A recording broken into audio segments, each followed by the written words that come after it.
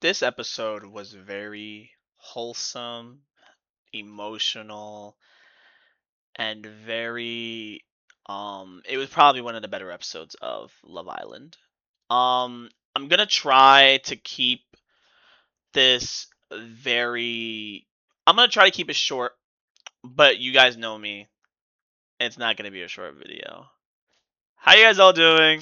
This is Inside the Field, and I hope you guys are having a wonderful day. We are back again with another Love Island video, and I mean, this had everything. I mean, I was actually smiling and I was really happy about this show. Obviously, we're going to get into what we have to talk about with. You know who I'm already going to talk about already, but I have to talk about the good. There was actually good in this episode. There was a lot of good in this episode. And I think the karaoke was like one of the greatest ideas Love Island's come up with. I think we should keep that going. We should keep that going for next season, the following seasons. I wish they would have done this earlier. That's great. That was a really good idea. Um, and I believe in general, everyone was just so happy. Like everyone was so happy, and the vibe in the villa was so high for once. Everyone, oh, it was so good. It was so good. But we now have to get into the bad stuff. Unfortunately, there's when it comes to Love Island, there's always good things, but there's always bad things. There's like pros and cons. Again, I will say this again and time again. How the fuck is Kenzie still in my villa? How is Kenzie still in the villa? Not in my villa. Like I said last video. Not in my villa. Their villa. How the fuck she's still in it? How Kenzie and Dylan are still in the villa. And I don't think I remember seeing like a couple win a challenge like this. Like that's a first time introduction and then get saved by America's vote. Now again, this was about the least compatibility of the vote, and they weren't even in last place. It was Parmida and Corbin with 2%, and Kenzie and Dylan got 5%. So technically, like in the statistics way, they weren't gonna get booted off anyways. But in a way of the Islanders had to choose the vote. If it was between Kenzie and Corbin, Kenzie and Corbin, yeah. See, this is how much I'm already pissed about it. If it was Kenzie and Dylan versus Corbin and Parmida, I think Parmina and Corbin still would have got booted off. I think the Islanders would have helped us anyway. America has done a really good job of trying to get this couple off. I think they both want just Corbin and Parmita off and Kenzie and Dylan off, but again, I mean, it's not gonna happen. I think the biggest surprise of the night was Melanie and Sincere being survived as one of the more favorable couples. I think everyone was shocked about it. I think it's just more because of the fact that they are so loved by America, by the community. They got like 80%. They're like in the top three. Like I think like Sincere. Okay, Sincere maybe was lying about our relationship is not toxic. I may do toxic things, but the relationship has never have been toxic. Sincere, the relationship has been toxic. There's been a lot of things we could talk about. You could talk about Soul. We could talk about Mora. You could talk about how the things you lied about to Melanie and manipulate her and all that. Telling her half truths. Like, come on, man. Like Casey said, did you not like it, this? All that shit happened last week. You really gonna forget all of that? And he said, yeah. What? So again, I mean, Melanie and Cecilia were the surprise of the night. I think everyone did amazing in their karaoke singing. And okay, I'm gonna give the only good. I'm gonna give Kenzie like the first time of the season her flowers and Dylan. You guys killed it. You guys did really good. You guys ate just like they said. You guys ate and left no breadcrumbs. You guys did really good with the challenge, and yeah, the deserved win. We can all agree on that, right? Definitely a deserved win. But I think again, I don't think it's fair that they got an immunity or they got saved because of winning the challenge. Because if that's the case, then you have to be consistent and keep that way for like a lot of the season then. But I guess it's that I guess it's the way of them saying it because they knew that it was a an odd amount of couples anyway. If I'm not wrong, even if it was even, there would make a difference because when they were voting, when Casey and Tiara went to Corbin and Parmita's side, everyone else went to Kate and Zach. It was already 3 against 1, and Melanie and Sincere were the only ones left over. So even if Melanie and Sincere went to Corbin's side, the vote wouldn't have mattered. Corbin would have got booted off. But I think it was very emotional because Corbin actually cried.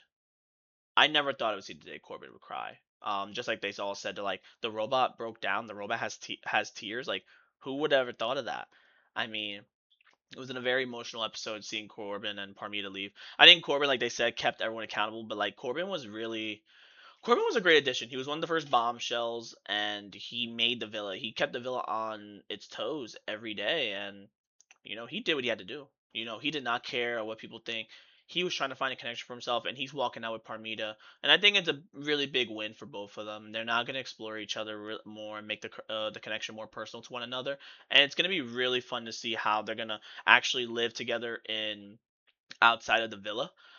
We just have to take a talk about that again. I think they maybe both live in LA. I have no clue. Maybe they do, maybe they don't. Because I automatically think that everyone lives in LA when they're in Love Island because it's the most popular place to go to for a lot of these people, whether they're models, influencers, but probably not. Maybe they live in different states or cities.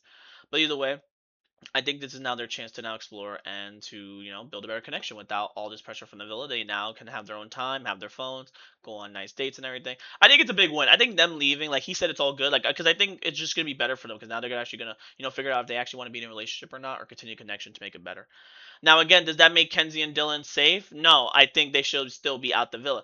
But we can see from what we saw, we can tell what the final four is going to be. We know Melanie and Sincere is a clear lock because no matter what happens, no matter how much more Sincere or Melanie, like no matter how much the relationship's going to be toxic, they're gonna get saved. The community wants them in the final because at the end of the day, they want Melanie to be free, but they know that no one's gonna switch over now. Like no one's gonna explore no one now. Like it's all everyone's pretty much sat in their couples. So Melanie can't really leave Sincere. Sincere just has to continue proving himself. But they didn't want to let Melanie go, but they want Sincere to go. But they all said that if Sincere has to go, but Melanie also has to go as well, it's like a sacrifice. You know what? The community would rather do that because they rather Melanie, be, healed or start healing and be better because they feel like, maybe like she's lost the spark and she's lost herself in the villa because just been stuck with Sincere and just all Sincere the entire time. Now again, we have to go into the count of how karaoke night went. This was like Melanie said that this was the most beautiful memory like of her and Sincere. It was like the best memory they both had, and you can tell because they ended off with a kiss. They ended off their dance with a kiss. And most of the time, ever since Sincere, Melanie have been like trying to get better. They've never kissed. They've only really hugged, and he's only really kissed her on the head. I was gonna say forehead, but like on the head or give her hugs. Like they never really kissed.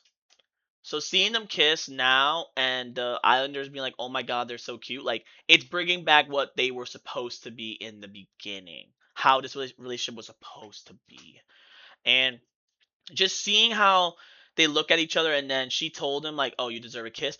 This relationship is now, or I should say the connection is now getting better. And this if Sincere can pull off this comeback, I don't think there's no way of like saying like, "Oh, he doesn't have a chance to win the $100,000 with Melanie." I think they have all the shots because they have been through so much, and then for them to still be here and have a community outside of the villa that really likes them, that they want them to be together, is kind of insane. And the fact that he's trying to win her back slowly but surely, I think they're in the top four. You then have Carl and Nia. I think Carl and I are gonna make it. I think Carl and I are really good. I think a lot of people like Carl. Anaya is maybe a bit mixed sometimes, depending because she was trying to go for Team Sincere, and people are like, "Why are you still trying to, hype up Sincere when he's doing Melanie dirty?" But then people are like, "No, Anaya is a really good friend. Anaya is great, and her and Carl have a really good connection." I agree with that. I think Carl and I might make the top four. Um, this is a tough one now. Again, like half of these couples have Casa more people in it, so it's like, do I want to put Casey and TT in it? I kind of do. I kind of want to because they're really good for each other, but they might not win just because of how Casey's been moving the entire time. So they might make it, but I don't know. They're kind of 50-50.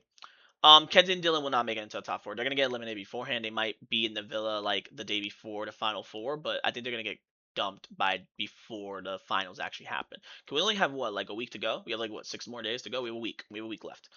So we have a bit more time. Now, do I believe Zach and Kata should be in the top four? Again, it's tough to call. I think as we saw from the first look, Zach and Kata did not take that lightly. They did not take the voting lightly.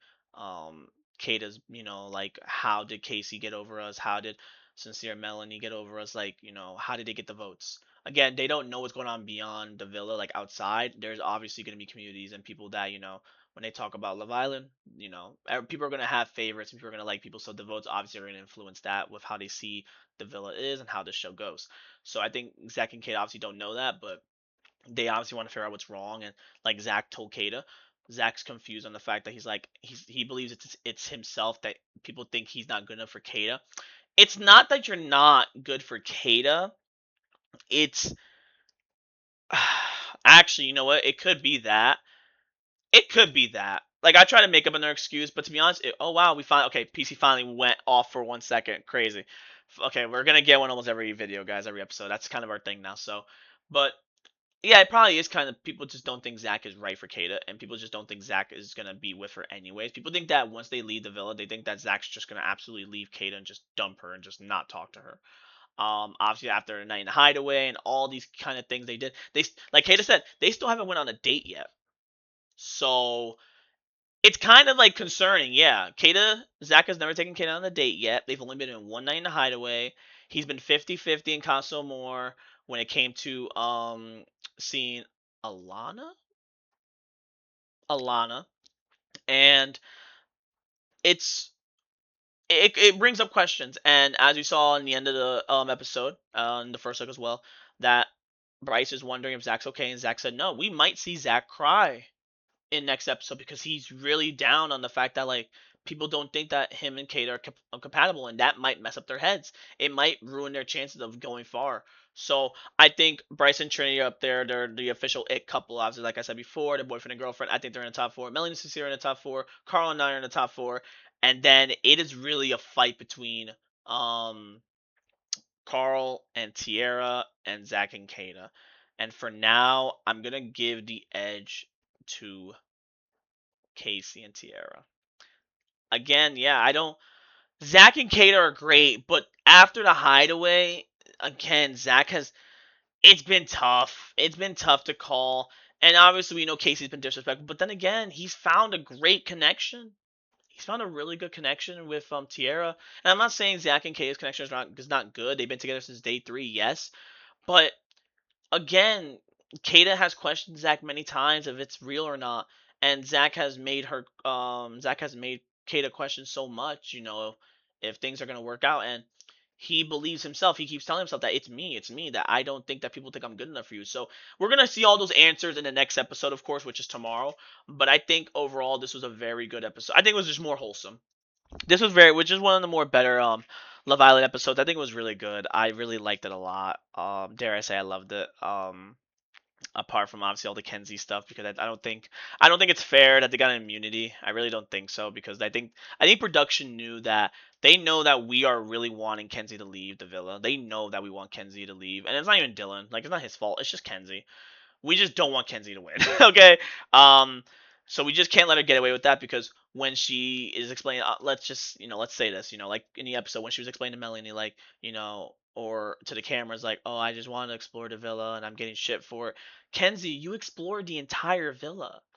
You explored almost every guy that wasn't sincere. I think, if I'm not wrong, like, you explored the entire villa apart from Sincere and Bryce, I think. So I understand, like Melanie said, it's not, you don't have to feel guilty for exploring, but the way you're doing and the way you're acting just doesn't make it better. You explored so many guys, you explored the entire villa, and you're kissing every man, and you're saying it's a handshake. That's not right. A kiss should not be a handshake. A handshake should be a handshake. That's a normal gesture that should make, a formal introduction, a nice introduction, not just kissing on the feet to see like if you guys have compatibility or interest. That makes no sense. Then it's just a physical lust connection. And again, everyone's saying Corbin and Parmida's connection was lust, and Kenzie was one of them. Was one of the people that said it. But Kenzie has been lust the entire time in this season.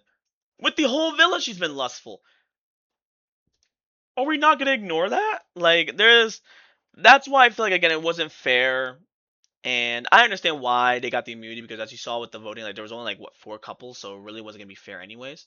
Like, with the voting, because it was just probably gonna end up as a tie. But I don't think they should have got immunity. I think everyone should have been good for another night. I think everyone should have been able to sleep for another night. This was a very good episode, and I was really hoping that no one got dumped. If the next episode they dumped off a couple or two, then I would understand, but not with a challenge. Kind of sucked, but that happens. that happens. So yeah, I mean that's all I really have to say about this episode. I mean, I really like, again, like I said, I liked it a lot. Dare I say, I love it. And apart from all the Kenzie stuff, it was a very good episode. I love karaoke night. That was sponsored by CeraVe, which is really funny. That was really good.